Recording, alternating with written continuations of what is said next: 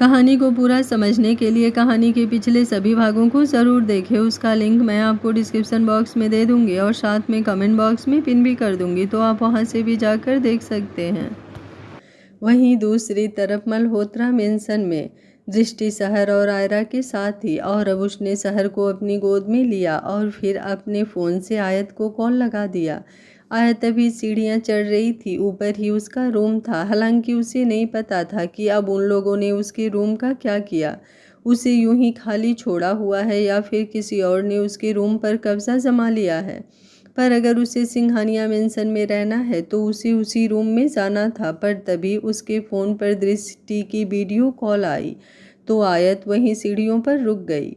उसने तुरंत video call receive की और अगले ही पल उसकी आंखों के सामने सहर का चेहरा था। सहर को देखते ही उसकी आंखों में आंसू आ गए थे, लेकिन वो आंसू तकलीफ के कम और खुशी के ज़्यादा थे। उसकी सहर इस वक्त दुनिया के सबसे महफूज हाथों में थी, तो वो खुश कैसे नहीं होती। सहर तुरंत बोली, क्या हुआ मम्मा, आप मुझे देखकर रोने क्यों लगी? मुझे तो दादी ने कहा कि मैं आपसे बात करूंगी तो आप खुश हो जाओगे, लेकिन आपकी तो आंखों में आंसू आ गए। आयत बोलना तो बहुत कुछ चाहती थी, लेकिन कुछ बोल नहीं पा रही थी। सहर एक बार फिर से बोली, मुझे दादी ने बताया कि अभी आपको कुछ इम्पोर्टेंट काम आ गया है, तो आप आज डैड से शादी नहीं कर पाए।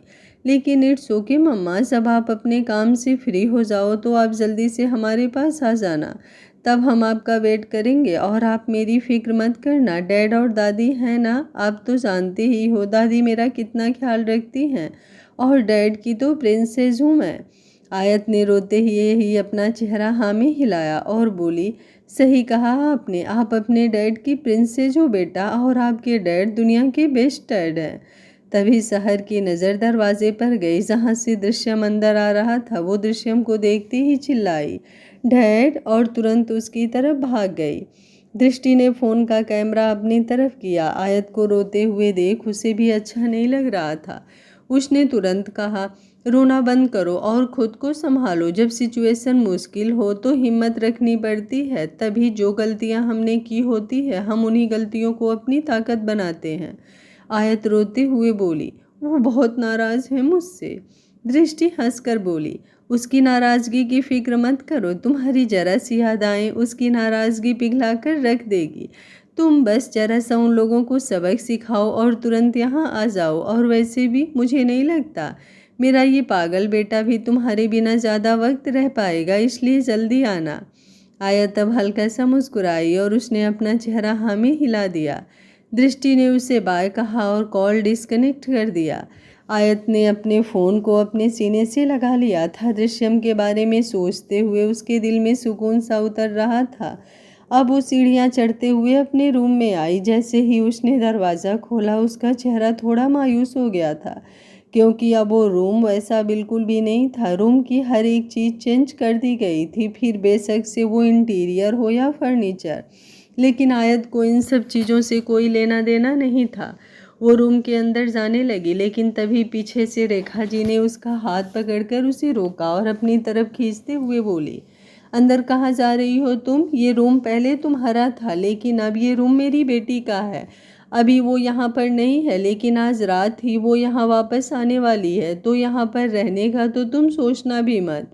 ये रूम सिर्फ और सिर्फ तान्या का ही रहेगा।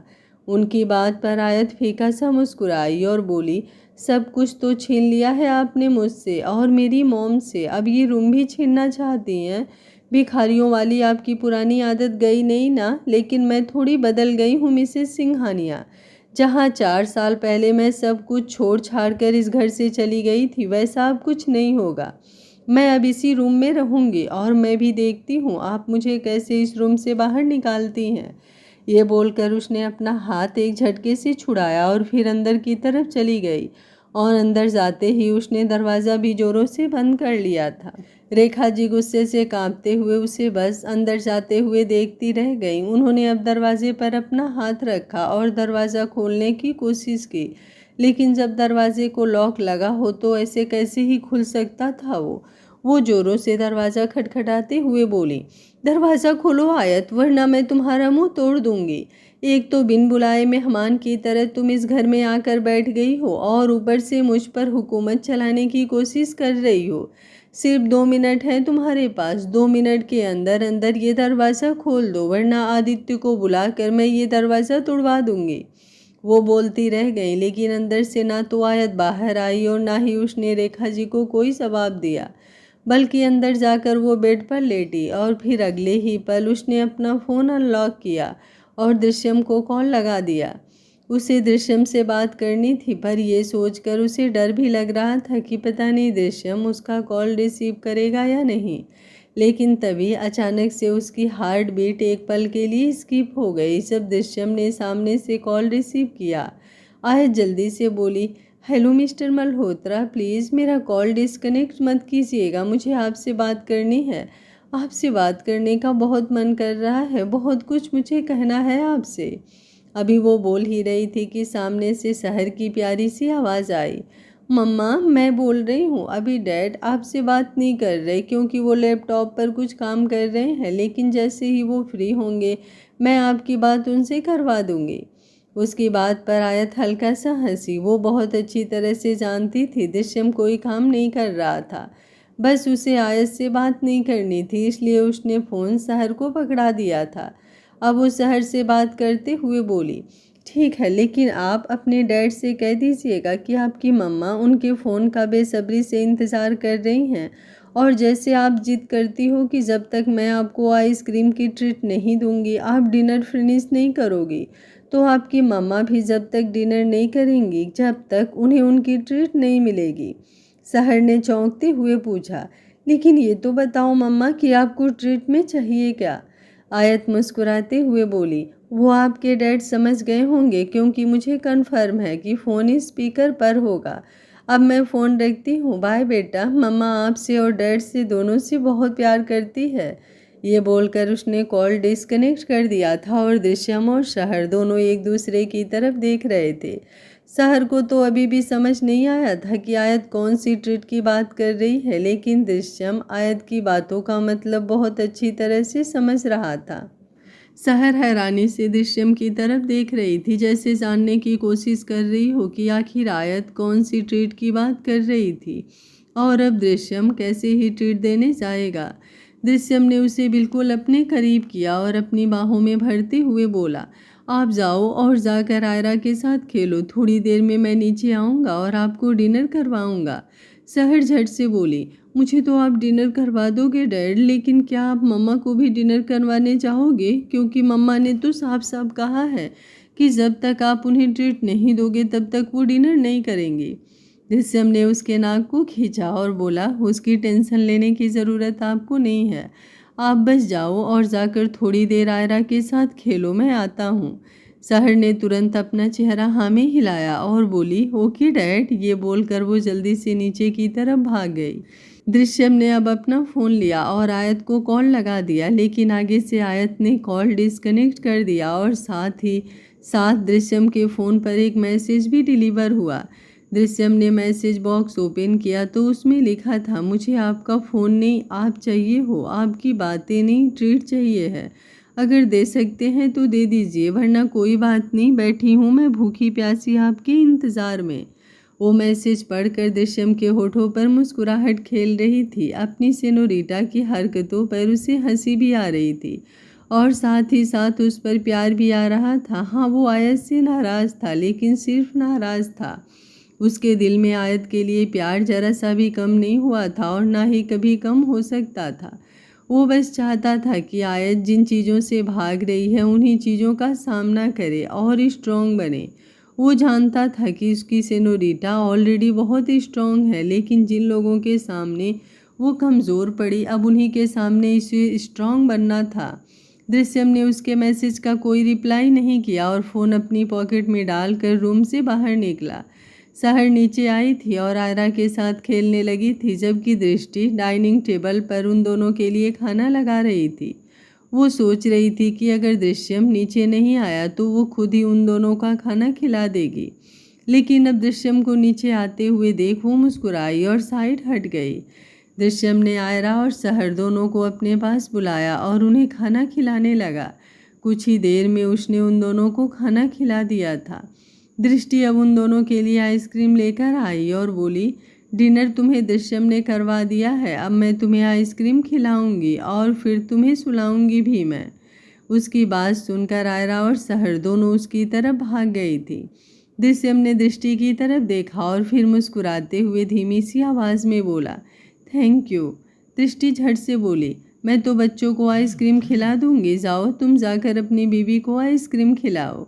उसकी बात पर दृश्यम हैरान हुआ और अब उसकी नज़र सहर पर गई, जिसने तुरंत अपना चेहरा दूसरी तरफ घुमा लिया था। ओबीसीएस सी बात थी कि दृष्टि तक ये बात उसी ने पहुंचाई होगी। दृश्यम हल्का सा मुस्कुराया और फिर बाहर की तरफ चला गया। लगभग आधे घंटे बाद आयत बेड पर बैठी थी और इंतज़ार कर रही थी कि कब दृश्यम का फ़ोन या मैसेज उसे आए। उसने तो उसे मैसेज कर दिया था, लेकिन जब उसका रिप्लाई नहीं आया तो वो खुद बेचैन होने लगी थी। और तभी अचानक से उसके रूम का दरवाज़ा खोला। उसे लगा शायद अभी भी रेखा जी आई होंगी, इसलिए वो गुस्से से मुंह बनाते हुए बोली, कितनी बार कह दिया मैंने आपसे कि ये रूम छोड़कर नहीं जाऊंगी, तो आपको सुनाई नहीं देता क्या, जो हर 5 मिनट बाद आप मेरे पास आ रही हैं। ये बोलते बोलते वो एकदम से रुक गई जब उसने अपने सामने दृश्यम को देखा, जिसके चेहरे पर थोड़ा एटीट्यूड भी था, थोड़ी नाराज़गी भी थी, लेकिन उसकी आंखों में हद से ज़्यादा प्यार था। आयत उसे देखकर मुस्कुराई और तुरंत बेड से उतरकर उसके सामने आकर खड़ी हुई। उसने उसके कंधे पर अपना हाथ रखा और बोली, आप सच में मेरे सामने खड़े हैं क्या मिस्टर मल्होत्रा? दृश्यम मुँह बनाते हुए बोला, नहीं, मेरा भूत खड़ा है। आयत हंसते हुए बोली, आपका भूत तो नहीं, लेकिन आप भी भूत से कम नहीं हैं मिस्टर मल्होत्रा। जिस तरह की हरकतें आप कर रहे हैं ना, मुझे तो आप भूत ही लग रहे हैं। मतलब ऐसी चीज़ें जो मैंने सोची भी ना हो। लेकिन अब आप ये बताइए कि आप यहाँ पर मुझसे लड़ने के मूड में आए हैं क्या, जो इतने गुस्से में हैं? मुझे तो लगा अगर आप मुझे ट्रीट देने आए हैं तो आपका मूड थोड़ा रोमांटिक होगा। वो क्या है ना, आज तक जब जब आपने मुझे आइसक्रीम खिलाई है तो आपका मूड रोमांटिक ही रहा है। ये बोलते हुए उसने अपना हाथ दृश्यम के सीने पर रख दिया था और अपनी उंगलियों को उसकी शर्ट से अंदर उसके सीने की तरफ ले जाने लगी थी। दृश्यम ने तुरंत उसकी कलाई पकड़कर उसे रोका और बोला, मैं यहाँ पर सिर्फ इसलिए आया हूँ ताकि तुम्हें खाना खिला सकूँ, और मुझे मेरी लाइफ में और भी बहुत इम्पोर्टेंट काम है, इसलिए चलो नीचे, पहले तुम्हें खाना खिला देता हूँ, उसके बाद मुझे यहाँ से जाना है। ये बोलकर दृश्यम उसे बाहर ले जाने लगा। आयत जल्दी से बोली, रहने दीजिए मिस्टर मल्होत्रा, मुझे नीचे नहीं जाना है, मैं सर्वेंट को बोलकर अपने लिए खाना ऊपर ही मंगवा लूँगी, बस आप मेरे साथ खा लीजिएगा। लेकिन दृश्यम उसे सीढ़ियाँ उतारते हुए नीचे की तरफ ले आया। सब लोग अपने अपने रूम में थे तो किसी को पता ही नहीं चला कब दृश्यम घर के अंदर आया और सीधा ऊपर आयत के रूम में भी चला गया। ऐसा लग रहा था जैसे उसने सिंघानिया मेंशन में किसी के साथ तो फिक्सिंग की है, तभी तो उसे सब पता है कि आयत कौन से रूम में है, अब कौन कहाँ है। अब वो आयत को डाइनिंग टेबल की तरफ लेकर आया तो पीछे से रेखा जी एकदम से चिल्लाई, तुम यहाँ क्या कर रहे हो? उसका चिल्लाना सुनकर दृश्यम और आयत दोनों ने उनकी तरफ देखा और अब रेखा जी भी अपनी कमर पर हाथ रखे आगे की तरफ आई और बोली, पहले ये इस घर में अपना डेरा डालकर बैठ गई है और अब इसके पीछे पीछे तुम भी आ गए। तुम तो अपने आप को बड़ा रईस कहते हो ना, तो अब तुम्हें क्या कमी आ गई जो तुम दूसरों के घर में रहने का सोच रहे हो? लगता है अपना सारा बिजनेस तुमने इसी तरह बनाया है, लोगों के घर में डेरा जमा कर उनको लूट कर। दृश्यम ने ऊपर से लेकर नीचे तक उन्हें अच्छे से देखा और बोला, मैंने सुना था कि हराम की कमाई खाने के बाद लोगों का घमंड और भी ज़्यादा बढ़ जाता है, लेकिन आपके घमंड के साथ साथ तो आपका पेट भी बहुत ज़्यादा बढ़ा हुआ है। मेरा मतलब है आपको देखकर ऐसा लगता है कि जैसे दिन में 1000 रोटियां तो आप खा ही जाती होंगी, है ना? उसकी बात सुनकर रेखा जी के चेहरे का रंग उड़ गया था। उनका पेट आगे से काफ़ी निकला हुआ था। वो अब तुरंत अपने पेट को अंदर की तरफ दबाने की कोशिश करने लगे। दृश्यम आयत को चेयर पर बिठाते हुए बोला, यहाँ लोगों को 2 वक्त का खाना नहीं मिल रहा और आप हैं कि 200 लोगों का खाना अकेले खा जाती हैं। शर्म नहीं आती क्या आपको? एक तरफ आपके पति हैं जो गरीबों का खून चूसते हैं और दूसरी तरफ आप हैं जो लोगों का हक खाकर इतनी मोटी तगड़ी होती जा रही हैं। वैसे भगवान ने जोड़ी आपकी बिल्कुल सही बनाई है, दोनों हद दर्जे के बेशर्म। रेखा जी गुस्से से चिल्लाते हुए बोली, खबरदार, अगर तुमने मेरे पति या मेरे बारे में कुछ भी कहा तो मैं मुंह तोड़ दूंगी तुम्हारा।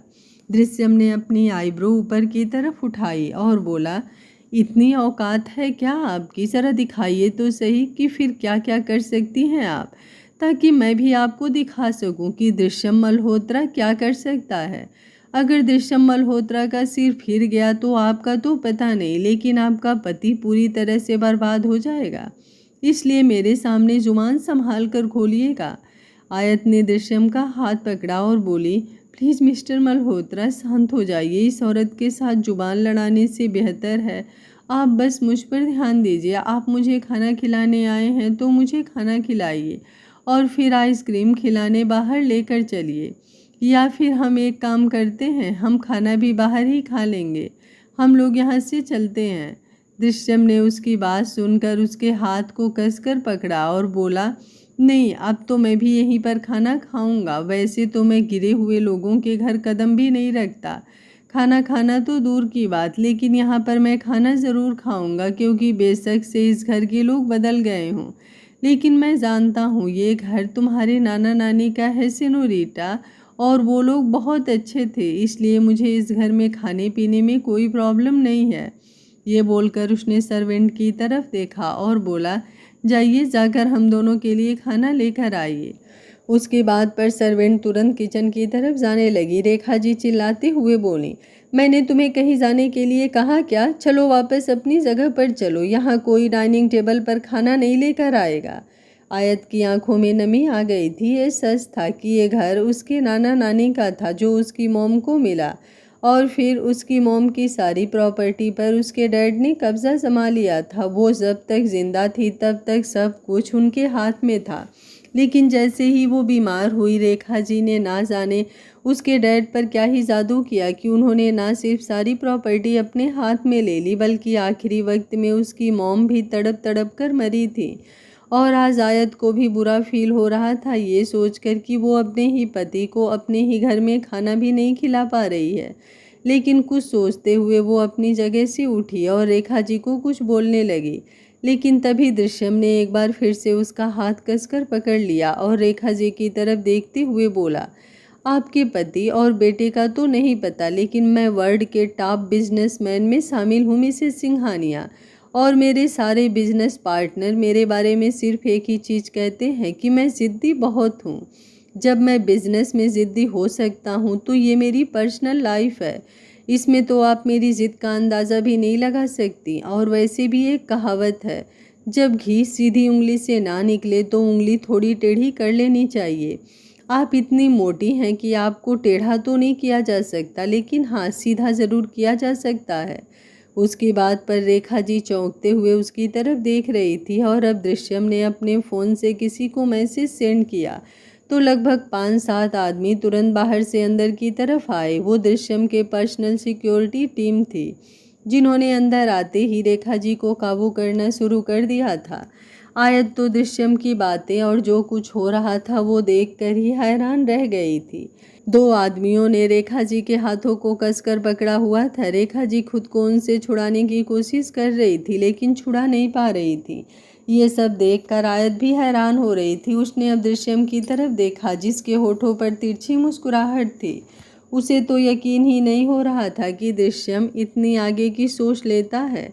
मतलब कहीं ना कहीं उसे पता था कि ऐसा कुछ हो सकता है। रेखा जी या फिर सिंघानिया फैमिली के बाकी लोग आयत और दृश्यम दोनों को परेशान कर सकते हैं, इसलिए पहले ही उसने सारी प्रिपरेशन करके रखी थी। रेखा जी चिल्लाते हुए बोली, ये क्या बदतमीजी है? अपने आदमियों से कहो अभी इसी वक्त छोड़े मुझे, वरना। उनकी बात पूरी होती उससे पहले ही उसकी नज़र राजीव जी पर गई, जो सीढ़ियाँ उतरते हुए नीचे आ रहे थे। उन्होंने जब रेखा जी को ऐसे बंदी बनते हुए देखा तो उनके भी होश उड़े हुए थे।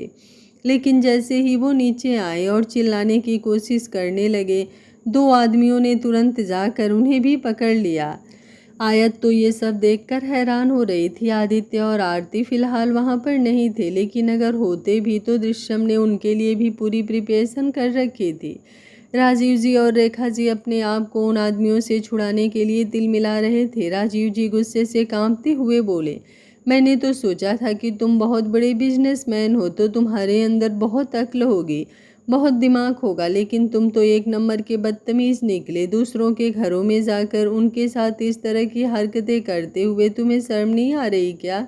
दृश्यम तुरंत बोला, मेरा छोड़िए, पहले मुझे ये बताइए कि क्या आप लोगों को शर्म नहीं आती अपनी बेटी को मेंटली टॉर्चर करते हुए? राजीव जी गुस्से से बोले, हमारे पर्सनल मैटर में घुसने की कोई ज़रूरत नहीं है तुम्हें।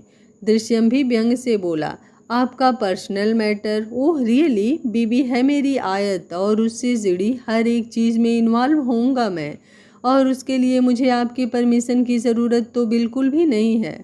राजीव जी गुस्से से कांपने लगे थे। दृश्यम रेखा जी की तरफ देखते हुए बोला, मैं तो ये सब करना भी नहीं चाहता था, लेकिन इन्होंने मुझे मजबूर किया तो मेरे पास और कोई ऑप्शन भी नहीं था। मैं बस यहाँ पर अपनी बीबी को खाना खिलाने आया था, लेकिन इन्हें अपनी टांग बीच में अड़ानी थी तो मैंने सोचा क्यों ना इनके हाथों पैरों का अच्छे से इलाज कर दूं, ताकि इन्हें समझ में आ जाए कि बेशक से ये कोई भी हो, इनका किसी पर भी कितना ही राज क्यों ना चलता हो, लेकिन दृश्यम मल्होत्रा के सामने इनकी कोई औकात नहीं। ये बोलते हुए उसकी आवाज़ और भी ज़्यादा सख्त हो गई थी। रेखा जी भी गुस्से से दांत पीस रही थी। दृश्यम ने अब सर्वेंट की तरफ देखा और बोला, वैसे तो अपने मालकिन की ये हालत देखकर तुम्हें अच्छा लग रहा होगा, ऐसे मालिक के साथ तो यही सब होना चाहिए, लेकिन अगर फिर भी तुम अपने मालिकों को छुड़वाना चाहती हो तो एक ऑप्शन है तुम्हारे पास, जाओ और जाकर जल्दी से मेरी बीबी के लिए खाना लेकर आओ। जब तक मैं उसे अपने हाथों से खाना नहीं खिला देता तब तक ये लोग ऐसे ही रहेंगे। दृश्यम की बात सुनकर सर्वेंट का मन तो यही कर रहा था कि वो किचन में जाए ही ना। उन दोनों को यूं देखकर अच्छा तो उसे भी लग रहा था, लेकिन उसने रेखा जी की तरफ देखा तो रेखा जी चिल्लाते हुए बोली, यहाँ खड़ी खड़ी मेरा मुंह क्या देख रही हो, जा जल्दी किचन से खाना लेकर आ।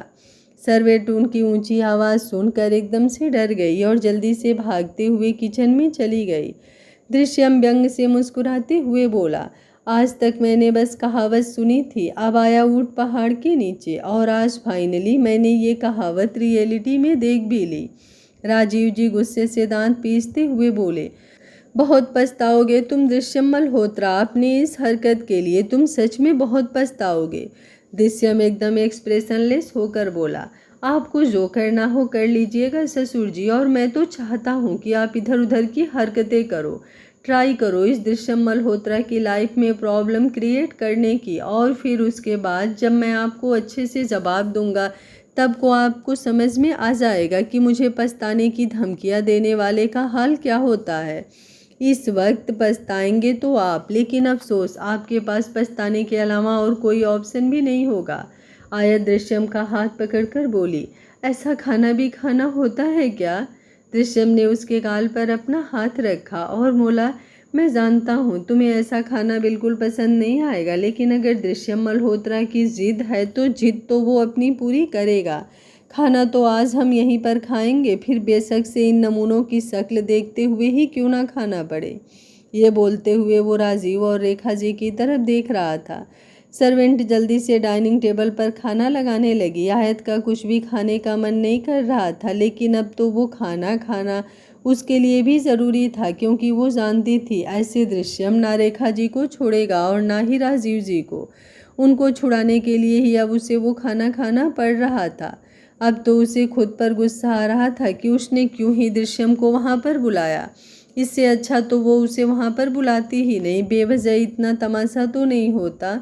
दृश्यम ने आयत की तरफ देखा। आयत ने एक निवाला बनाया और अपने मुंह में डालने लगी, लेकिन तभी दृश्यम ने उसका हाथ पकड़कर उसे रोक लिया। आयत ने चौंकते हुए उसकी तरफ देखा और बोली, क्या हुआ? दृश्यम ने उसके हाथों से वो निवाला लिया और बोला, एक्चुअली तुमने बिल्कुल सही कहा कि ये खाना भी कोई खाना है क्या? तुम तो जानती हो कि इससे बेहतर तरीके से तो मल्होत्रा मेंशन के कुत्ते खाना खाते हैं। मुझे तो यहाँ पर बहुत ही घुटन सी महसूस हो रही है। ये खाना ना तो मैं ही खा पाऊँगा और ना ही मैं तुम्हें खाने दे सकता हूँ। आखिर दृश्यम मल्होत्रा की बीवी हो तुम, इतना वाहियात खाना तो नहीं खा सकती। ये बोलकर वो निवाला अपने हाथ में लिए ही वो अपनी जगह से उठा और रेखा जी की तरफ बढ़ गया। रेखा जी गुस्से से उसकी तरफ देख रही थी और उसे अपनी तरफ आते हुए देख वो हैरान भी हो रही थी। वो तुरंत राजीव जी की तरफ देखकर चिल्लाते हुए बोली, मुझे बचाइए राजीव जी, ये इंसान पता नहीं अब मेरे साथ क्या ही करने वाला है। चिल्लाने की वजह से उन्होंने अपना मुंह पूरी तरह से खुला हुआ था और दृश्यम जैसे ही उनके करीब आया उसने वो निवाला सीधा उनके मुंह में डाला और अगले ही पल अपने हाथ से उनका मुंह बंद कर दिया। रेखा जी की आंखें बड़ी हो गई थी। वो उस निवाले को खाना नहीं चाहती थी, लेकिन दृश्यम ने उसके मुंह के आगे अपना हाथ रखा हुआ था और उसके आदमियों ने पीछे से उनके बालों को कसकर पकड़ा हुआ था। उसकी कुत्तों वाली बात सुनकर रेखा जी को वो खाना जहर से कम नहीं लग रहा था, लेकिन दृश्यम ने अपना हाथ उनके मुंह से तब तक नहीं हटाया जब तक उन्होंने वो निवाला पूरी तरह से खत्म नहीं कर दिया। राजीव जी गुस्से से चिल्लाकर बोले, ये तुमने ठीक नहीं किया दृश्यम मल्होत्रा, लगता है अपने आप को भगवान समझते हो तुम। उनकी बात पूरी होती उससे पहले ही दृश्यम उनकी तरफ घुमा और बोला, बिल्कुल भी नहीं, मैं खुद को भगवान बिल्कुल नहीं समझता, लेकिन अगर आपको ये लगता है कि मैं आपको इंसान समझ रहा हूँ तो ऐसा भी बिल्कुल नहीं है। मुझे आपको इंसान समझने में कोई प्रॉब्लम नहीं थी, लेकिन क्या करूँ, आपकी हरकतें ऐसी है कि मेरे लिए आपकी हैसियत कुत्ते से बढ़कर नहीं। आयत की आंखों में नमी आ गई थी। आज तक राजीव जी और रेखा जी ने उसे बहुत बार जलील किया था। रेखा जी से तो उसे वैसे भी कोई उम्मीद नहीं थी, सौतेली माँ से क्या ही उम्मीद करना, लेकिन राजीव जी उसके अपने डैड थे। पर रेखा जी की बातों में आकर, या फिर यूं कहें कि अपनी ही फ्रस्ट्रेशन में, उन्होंने बहुत बार आयत को जलील किया था। वो आज उन दोनों के लिए कुछ कर तो नहीं सकती थी। बेशक से उनकी ऐसी हालत पर उसे कोई खुशी नहीं मिल रही थी, कोई सुकून नहीं मिल रहा था, लेकिन कहीं ना कहीं उसे ऐसा लग रहा था कि उनके साथ जो हो रहा है वो भी ठीक है। उन्हें उनके कर्मों की सज़ा मिलनी चाहिए। दृश्यम आयत की तरफ घुमा और बोला, आई नो तुम्हें बहुत भूख लगी है बीबी, लेकिन तुम्हें थोड़ा वेट करना पड़ेगा। यहाँ तो तुम्हारे लायक खाना है नहीं, लेकिन मैं तुम्हें मुंबई के मोस्ट फेमस रिजॉर्ट में लेकर जाऊँगा। आज का डिनर हम वहाँ करेंगे और कल के लिए मैं यहाँ स्पेशली एक टीम भेजूँगा जो तुम्हारे लिए खाना प्रिपेयर करेगी। आयत तुरंत बोली, उसकी कोई ज़रूरत नहीं है मिस्टर मल्होत्रा। दृश्यम ने भी झट से जवाब दिया, ज़रूरत है बीबी। आयत, दृश्यम मल्होत्रा अब भूखी तो नहीं रह सकती ना, और वैसे भी ये इतनी बड़ी बात भी नहीं है दृश्यम मल्होत्रा के लिए तो बिल्कुल भी नहीं।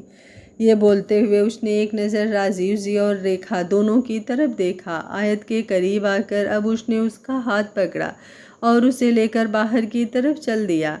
रेखा जी और राजीव भी बस दोनों को जाते हुए देखते रह गए। दृश्यम के जाते ही उसके आदमियों ने उन दोनों को छोड़ दिया था तो उन्होंने राहत की सांस ली, वरना रेखा जी को तो लग रहा था कि आज उनके हाथ उनके बदन से ही अलग हो जाएंगे। अब वो तुरंत राजीव जी की तरफ आई और शिकायती लहजे में कुछ बोलने को हुई, लेकिन वो कुछ कहती उससे पहले ही राजीव जी ने एक ज़ोरदार थप्पड़ उनके गाल पर जड़ दिया।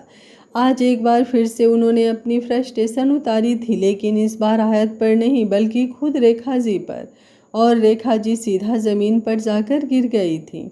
वहीं दूसरी तरफ दृश्यम और आयत दोनों गाड़ी में बैठे थे। जो कुछ भी सिंघानिया मेंशन में हुआ आयत को बिल्कुल भी अच्छा नहीं लगा, लेकिन उन सब चीज़ों को छोड़कर वो फिलहाल बस दृश्यम की तरफ देख रही थी। अपने हिस्से आए ये पल वो किसी के लिए भी बर्बाद नहीं करना चाहती थी, और बड़े ही प्यार से अब उसने दृश्यम के हाथ पर अपना हाथ रखा तो दृश्यम ने उसे घूर कर देखा। एक पल के लिए तो आयत डर गई, लेकिन उसने अपना हाथ पीछे नहीं हटाया बल्कि अपनी उंगलियां उसकी उंगलियों से उलझाते हुए उसका हाथ और भी ज़्यादा कसकर पकड़ लिया। हालांकि दृश्यम गुस्से में था, लेकिन फिर भी आयत ने डरते हुए अपना हाथ पीछे नहीं हटाया और दृश्यम ने भी फिलहाल उसे कुछ नहीं कहा। वो यूं ही गाड़ी ड्राइव करता रहा और लगभग 15 मिनट बाद उनकी गाड़ी एक खूबसूरत से रिजॉर्ट के बाहर आकर रुकी। आयत ने हैरानी से उस रिजॉर्ट की तरफ देखा। हाँ, वो जानती थी दृश्यम के लिए ये सब ज़्यादा बड़ी बात नहीं है, लेकिन उसने बस एक बार कहा कि वो उसे मुंबई के सबसे लग्जीरियस और एक्सक्लूसिव रिजॉर्ट में लेकर जाएगा, और एग्जैक्टली दृश्यम उसे वहीं लेकर आया था। जैसे ही उनकी गाड़ी रुकी, खुद गार्ड्स ने आकर उनकी गाड़ी के दरवाजे खोले और वो दोनों गाड़ी से बाहर निकले। आयत ने तुरंत दृश्यम के करीब आते हुए कहा, आपको मुझे यहाँ लाने की ज़रूरत नहीं थी मिस्टर मल्होत्रा। आप मुझे मल्होत्रा मेंशन भी तो ले जा सकते थे ना। दृश्यम ने उसे घूरते हुए कहा, मैंने तुम्हें अपना हाथ पकड़ाया है तो इसका मतलब ये नहीं कि तुम पूरी तरह से मुझ पर ही चढ़ जाओगे। जहाँ लेकर आया हूँ उसी जगह में खुश रहो, वरना यहाँ से वापस सिंघानिया मेंशन भटक आऊँगा। उसकी बात पर आयत तो बस उसकी तरफ देखती रह गई। कहाँ वो वक्त था जब वो दृश्यम को नखरे दिखाती थी, उसके सामने एटीट्यूड दिखाती थी, और दृश्यम उसे हर चीज़ के लिए मनाता रहता था, उसके नखरे बर्दाश्त करता रहता था। और कहाँ आज दृश्यम उसे पूरी तरह से डोमिनेट कर रहा था। लेकिन अब उसने मासूम सा मुँह बनाया और खुद में ही बड़बड़ाते हुए बोली, गलती भी तो तुम्हारी है आयत, तुम्हें मिस्टर मल्होत्रा पर ट्रस्ट करना चाहिए था। अब जो गलती करी है उसकी पनिशमेंट तो मिलेगी ही। ये बोलते हुए उसने दृश्यम की तरफ देखा जो साइड में खड़ा था और आयत का इंतज़ार कर रहा था कि कब वो आगे आए और कब वो लोग गार्डन एरिया की तरफ चले, क्योंकि दृश्यम ने उन दोनों के डिनर की प्रिपरेशन वहीं पर करवाई थी। उसे पता था जब वो सिंघानिया मेंशन जाएगा तो वो लोग नॉर्मल डिनर तो कर ही नहीं पाएंगे, इसलिए उसे डिनर के लिए बाहर जाना ही पड़ेगा। ऐसे में उसने पहले से ही सारी तैयारी करवा दी थी, और अब आयत आगे की तरफ आ रही थी तो उसे ये चीज़ महसूस भी हो गई थी। वो जगह बहुत खूबसूरती से डेकोरेट की गई थी। एक तरफ एक म्यूजिशियन गिटार बजा रहा था तो वहाँ की लाइटिंग और हवा में फैली हुई वो इंटेंस खुशबू एक अलग ही रॉयल फीलिंग दे रही थी। दृश्यम और आयत दोनों टेबल की तरफ पहुँचे तो वेटर्स ने उनके लिए चेयर पीछे की तरफ की और दोनों आराम से अपनी चेयर पर बैठ गए। दृश्यम ने वेटर को ऑर्डर देना शुरू कर दिया और चुपचाप आयत उसकी तरफ देख रही थी। अब वो वेटर वहाँ से चला गया तो आयत ने दृश्यम का हाथ कसकर पकड़ा और बोली, आपने ये सब पहले से ही प्लान कर रखा था ना? दृश्यम ने बेहद इंटेंस वॉइस में कहा, तुम्हारी तरह बेवकूफ़ तो हूँ नहीं जो आखिरी वक्त पर पागलों की तरह इधर उधर की हरकतें करूँ। दृश्यम मल्होत्रा सब कुछ प्लान करके ही चलता है। आयत ने एक बार फिर से मुंह बनाया, लेकिन अगले ही पल उसने फिर से सवाल किया, आपको पता था ना अतुल्य कुछ ना कुछ गड़बड़ करेगा, तभी आपने लास्ट टाइम पर शहर को वहाँ से गायब करवा दिया। शहर आपके पास सेफ थी और मैं फालतू में उसकी बातें मान रही थी। अगर आपको इन सब चीज़ों के बारे में पहले से ही पता था तो आपने मुझे क्यों नहीं बताया? दृश्यम ने उसे घूरते हुए कहा, ओह रियली, मैंने तुम्हें नहीं बताया? याद करो सिनोरिटा की बातें छुपाने वाली शुरुआत की किसने थी? तुम्हें किसी का फ़ोन आ रहा है, तुम किसी से बात कर रही हो, हम आइसक्रीम खाने जा रहे हैं और वहाँ पर कोई तुम्हें मिलने आ रहा है। तुमने सोच भी कैसे लिया कि ये सब मुझे पता नहीं चलेगा? मैं तो बस इंतज़ार कर रहा था कि कब तुम मुझे सब कुछ बताओगी, लेकिन नहीं, तुमने तो ऐसा कुछ किया ही नहीं। तुम तो खुद चली थी योद्धा बनकर लड़ने के लिए। अब क्या हुआ? अब हार क्यों मान रही हो? अब जो लड़ाई शुरू की है उसे पूरी तरह ख़त्म करो। और हाँ, मुझे जीत तुम्हारी चाहिए। हार और हारने वाले लोग दोनों ही दृश्यम मल्होत्रा को पसंद नहीं। उसकी बात सुनकर आयत ने तो अपनी नज़रें ही झुका ली थी। दृश्यम को इतना सब कुछ पता होगा उसने सोचा भी नहीं था। अब वो कुछ बोलने लायक ही नहीं रह गई थी। तभी वेटर वहाँ पर आया और उसने आयत और दृश्यम के लिए ड्रिंक लगानी शुरू कर दी। आयत ड्रिंक नहीं करती थी, लेकिन दृश्यम के साथ वो ऑलरेडी एक बार ड्रिंक कर चुकी थी तो उसने मना नहीं किया। दोनों अपनी अपनी ड्रिंक एंजॉय कर रही थी। आयत ने उसकी तरफ देखते हुए पूछा, और मुझे कितने दिन यहाँ पर रहना पड़ेगा? दृश्यम ने अपनी आईब्रो हल्की सी ऊपर उठाई और बोला, मुझे नहीं पता, ये तो तुम डिसाइड करोगी। मुझे कुछ भी नहीं चाहिए, लेकिन तुम अपना हक छोड़ो, ये मैं बर्दाश्त नहीं कर सकता। अब तुम देखो तुम्हें क्या करना है, कितने दिन वहाँ पर रहना है, कैसे वहाँ से बाहर निकलना है। आयत अब गुस्से से उसकी तरफ देखने लगी थी। दृश्यम ने उसे पूरी तरह से फंसा दिया था। उसे उन लोगों से कुछ भी नहीं चाहिए था। लेकिन दृश्यम मान ही नहीं रहा था। आयत चाहती तो अपना पूरा हक ले सकती थी, राजीव जी का तो अपना कुछ था ही नहीं। सारी प्रॉपर्टी ही उसकी मॉम की थी, ऐसे में उस पर सिर्फ उसका हक बनता था। लेकिन उसने कभी इन सब चीज़ों पर ध्यान दिया ही नहीं। उसे बस अपनी ज़िंदगी शांति से बितानी थी, इसलिए जितना उसे चाहिए था उतना उसने लिया और उन लोगों से अलग हो गई। पर अब दृश्यम भी अपनी जिद पर अड़ चुका था। आयत ने उसे घूरते हुए कहा, आप सच में बहुत बुरे हैं मिस्टर मल्होत्रा। हम भला क्या ही करेंगे उस प्रॉपर्टी का, उन सब चीज़ों का। उन लोगों को वहाँ रहने दीजिए ना, जो करना है करने दीजिए। मुझे नहीं चाहिए कुछ भी, और ना ही मुझे उन लोगों के मुँह लगना है। दृश्यम ने अपनी ड्रिंक खत्म की और खाली गिलास टेबल पर रखते हुए बोला, लेकिन मुझे उन लोगों को अपने घुटनों पर देखना है, और जब तक मैं नहीं देखूंगा तब तक तुम मल्होत्रा मेंशन में तो आ नहीं सकती, बिल्कुल भी नहीं। आयत को समझ नहीं आ रहा था कि वो क्या ही कहे, क्योंकि प्रॉब्लम सिर्फ सिंघानिया फैमिली नहीं थी, यह तुल्य भी तो उसके पीछे पड़ा हुआ था। वो उन सब से कैसे निपटेगी। पर दृश्यम ने तो अपनी बात पूरी क्लियर कर दी थी, और अब आयत के पास उन लोगों से निपटने के अलावा और कोई रास्ता भी नहीं था। एक वेटर एक बार फिर से आया और उन दोनों को ड्रिंक सर्व करने लगा। आयत ने इस बार भी मना नहीं किया। दृश्यम उसकी तरफ देखते हुए बोला, सोच समझकर पीना मिसेज मल्होत्रा, क्योंकि अगर पी कर तुमने अपने होश खो दिए तो मैं तुम्हें नहीं संभालूंगा। अब से तुम्हें ही खुद को संभालना है। दृश्यम की बात पर आयत ने तुरंत अपनी ड्रिंक खत्म कर दी। वो वेटर वहां से जाता उससे पहले ही आयत ने अपना ग्लास उसकी तरफ बढ़ाया और बोली, वन मोर। वेटर ने पहले सवालिया नज़रों से दृश्यम को देखा और दृश्यम ने इशारा किया तो वेटर ने तुरंत उसके लिए एक और ड्रिंक बना दी। आयत वो गिलास अपने हाथ में लेते हुए बोली, ऐसे कैसे आप मुझे नहीं संभालेंगे मिस्टर मल्होत्रा, आपको मुझे संभालना ही होगा। और मैं जानती हूँ, मैं बेशक से आपकी हेल्प मांगूँ या ना मांगूँ, आप हमेशा मेरे पीछे खड़े हैं, मेरा सपोर्ट बनकर, और मेरे आगे भी खड़े होंगे मेरी ढाल बनकर। ये बोलते हुए उसके चेहरे पर लंबी सी स्माइल थी, जो बता रही थी कि उसे दृश्यम पर विश्वास तो है, पर पता नहीं कैसे उस दिन वो गलती कर गई। दृश्यम भी उसे इंटेंस नज़रों से देख रहा था, और अब धीरे धीरे वो वाइन अपना असर दिखाने लगी थी। आयत बिना बात के ही हंसने लगी थी। दृश्यम ने वेटर को इशारा किया तो वेटर एक बार फिर से उसके पास आया और उन दोनों के लिए डिनर लगाने लगा। आयत ने तुरंत अपना हाथ टेबल पर रखा और बोली, नहीं, मुझे अभी डिनर नहीं करना, मुझे एक ड्रिंक और चाहिए। दृश्यम ने उसे घूरते हुए कहा, बिल्कुल भी नहीं, अब तुम और ड्रिंक नहीं करोगी। आयत ने अपनी जगह से उठते हुए कहा, अगर आप मुझे ड्रिंक नहीं करवाओगे तो मैं खुद जाकर कहीं से ड्रिंक ले आऊँगी, लेकिन ड्रिंक तो मैं करके रहूँगी। ये बोलते हुए वो गिरने को हो रही थी। उसकी बातें सुनकर दृश्यम को हंसी भी आ रही थी। उसने एक बार फिर से वेटर को इशारा किया तो वो डिनर लगाना छोड़कर आयत के लिए ड्रिंक लेने गया। जब तक आयत ने वो ड्रिंक खत्म की तब तक वेटर ने उन दोनों के लिए डिनर पूरी तरह से लगा दिया था, और अब दृश्यम अपने हाथों से आयत को खाना खिला रहा था, क्योंकि आयत तो अपनी उंगलियों से टेबल पर म्यूजिक बजाने में लगी हुई थी। दृश्यम चुपचाप उसकी तरफ देख रहा था। जैसे तैसे उसने आयत को थोड़ा बहुत खाना खिलाया और फिर उसे लेकर रिजॉर्ट से बाहर निकलने लगा। आयत के कदम लड़खड़ा रहे थे। वो अपनी ही जगह पर खड़ी खड़ी झूलने लगी थी तो दृश्यम ने उसे अपनी बाहों में उठा लिया।